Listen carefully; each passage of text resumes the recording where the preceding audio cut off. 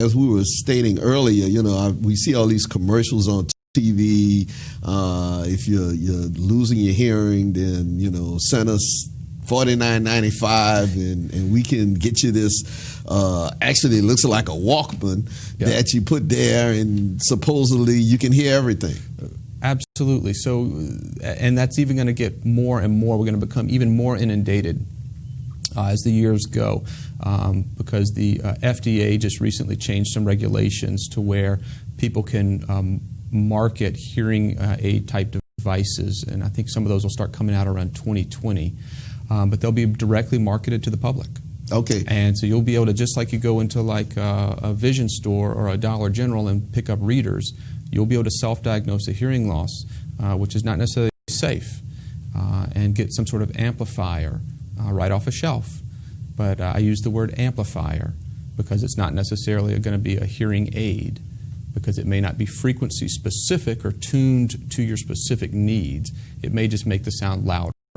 So it may not technically address the problem that you're having because you haven't really had the problem diagnosed properly. Okay. Now, so tell us about the difference between an amplifier and a hearing aid. Oh, wonderful. Thank you so much. So an amplifier is designed really just to amplify the sound. So it's going to make all the things around you louder. If it's a quiet sound, it's going to make a quiet sound louder. If it's a loud sound, it's going to make a loud sound louder. So most often when I'm working with a patient and they say, oh yeah, I tried something off the shelf and it ended up in my drawer pretty quickly because all it did was make all the background noise louder. Hearing background noise is not as important. People care about speech. They care about communication. People want to hear what other people have to say and be connected. That's where hearing loss creates this problem. Hearing aids can actually be tuned frequency specifically directly to the hearing loss that you have, so that it's only really amplifying what you need it to amplify, not making everything sound louder. Okay. All right. I had a good friend of mine. He's deceased now, but he used to have hearing aids. And on several occasions, you would hear this high pitch coming from him.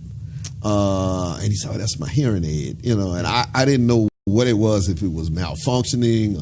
He said the battery was going out sometimes, and that would be the warning that he would have. So is that still a problem with hearing aids? Or? Sure. It's typically, if you see somebody with hearing aids portrayed on television or something, it's usually some bulky device, and it squeaks and squeals.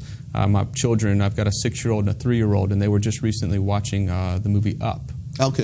With the gentleman, and he wears hearing aids, and it was kind of a running joke through the movie. It squeaked, and it was big, and he could turn it off, and everything would disappear. Hearing aids should not squeak and squeal. They should not do that. When they're fit properly and adjusted correctly, they should not have a lot of this feedback, squealing noise. Now, if you reached up and touched the hearing aid, you might hear a little squeak or something at that moment, but just in your general day-to-day, you shouldn't hear it squeak or squeal.